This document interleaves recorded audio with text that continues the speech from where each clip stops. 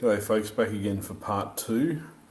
Part one took a lot longer than I thought it was going to take, talking mainly about composition.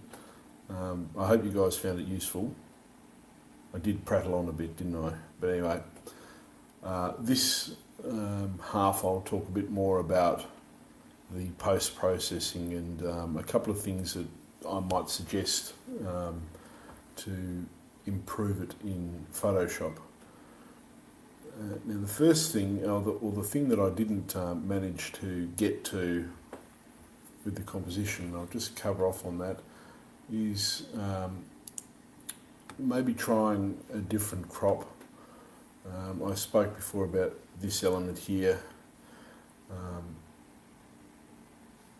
and I just wondered maybe if bringing it up to here perhaps,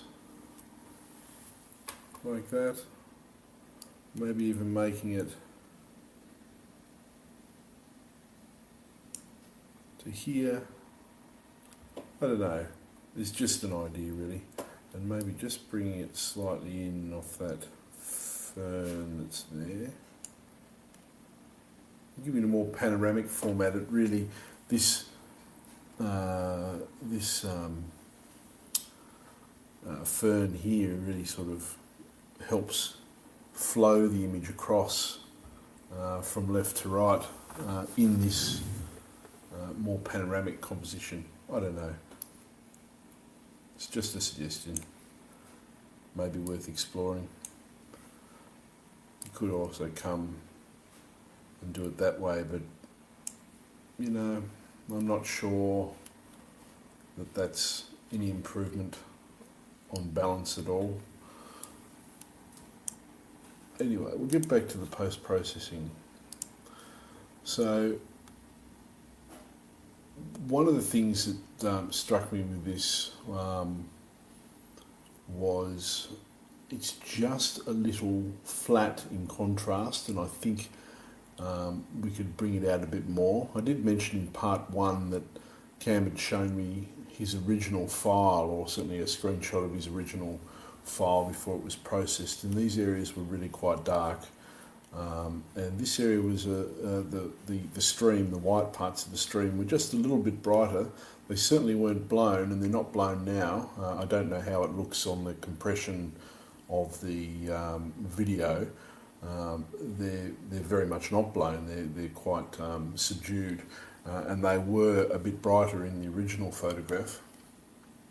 And if we look at the histogram up here, it tells us a story, and the story it's telling me is particularly this area here. This area of tones would be our white water generally, but it's not particularly near the white point. So the white point's all the way over here, and it's quite a bit in from there. So we've got a fairly low contrast image here with a lot of tones in here, and I think we need to maybe just stretch that out and particularly just brighten up the water and maybe get a bit of mid-tone contrast into this area over here, which is not unpleasant at all and is quite acceptable, but just maybe a little bit of extra contrast might help. Okay, I'm not going to use some of the tools that I would normally use for targeting certain tones, because most people that would be interested in what I've got to say probably aren't really into that stuff maybe as yet. Could be wrong, of course, but I'll just use some of the basic tools. So the first thing I'm going to do is create a new curves layer, and you can see the histogram here's been fitted into there. What I'm going to do is I'm just going to drag the top across. Just that steepens the contrast overall. Okay, but all I really am looking at, all I really want to target with this particular layer is the water. Okay, so I'm going to ignore everything else And I'm just going to paint in the water. I'm just going to make this mask the inverse, which on the PC is Control-I. So I've taken that mask away, and I just need to change my brush here to white by pressing X. And I'm just going to paint, generally, I'm just going to do it roughly because this is a video and we don't have a lot of time. But I'm just going to paint in that brightness, and you should already see that water improving in brightness. Okay, I'm not going to be too fussy with this because it's just a demonstration. If I was doing this myself, I'd take a lot of time just to make sure that it was right.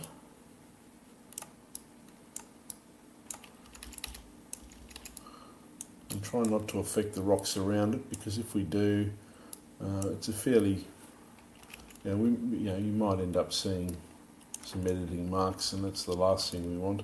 So always take your time when you're doing local edits, making sure you're not creating more problems than you're fixing. Like I said, it wouldn't be this quickly if I was doing it on my own photograph for preparation for print or to show anyone, to be honest. Okay, so you can see the mask here, that's just in there. And if we turn it off, you can see just how grey that water really was, and now it's really quite bright and bold. The other thing I want to do is there's some beautiful textures of black from the rocks and from the gaps in the water that you can see quite clearly through here and through here, and they're really beautiful. And I just want to see if I can emphasise that. And what I'll do is I'll just modify this curves layer by bringing down the darker tones. And I'll just bring this up here, and I'm just going to just bring this down there. Okay, so now when I adjust this, I'm only affecting this bottom portion, and you can see you don't want to go too far with it. Only needs a little bit, just a bit, just to bring a little bit extra there. And of course, things like this rock are being affected, which if I'd painted with a bit of care, they wouldn't be affected at all. But we'll just turn it off and on. And I think that's made a really lovely difference there. Okay, the next thing we'll do is we'll have a look at the, particularly this area here. I just think it needs, this area is beautifully contrasty in general, and the water certainly brought that up. Just this area here just needs a little bit more in the blacks. So I'll bring up again a curves layer, and just look at this. We'll mask out anything else here. We'll see what we can do. Okay, so we'll just bring it down a bit.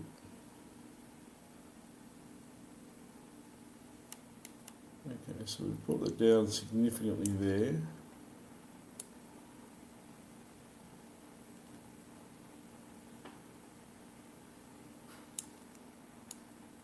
You don't want to do it too much because defeat. So just pare this back a little bit here. Okay, so just looking again at this side, because I'll make some masking adjustments in a minute. Yeah, it's probably made an improvement. I'll just paint out, change to black, and paint out the bits that I don't want to be affected. Again, I'm not taking a lot of care in doing this, whereas of course I should generally.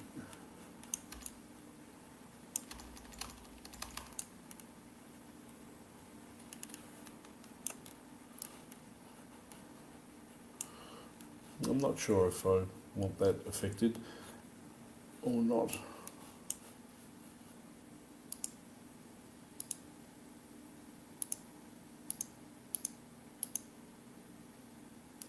It's really brought the darks down. It hasn't, if you look at the, particularly this fern here, it's not strongly affected by the curves layer, particularly in the highlights, because I've pegged it back so there's hardly any change there in the highlights. It's really just this small area down here which is bringing that back down to give it that contrast. I think that's reasonably acceptable, and I think I'll keep that as it is. Maybe I might just reduce the opacity in my brush and I'll just do one stroke over there just to reduce a little bit of contrast there, and I will do this section of myrtle there.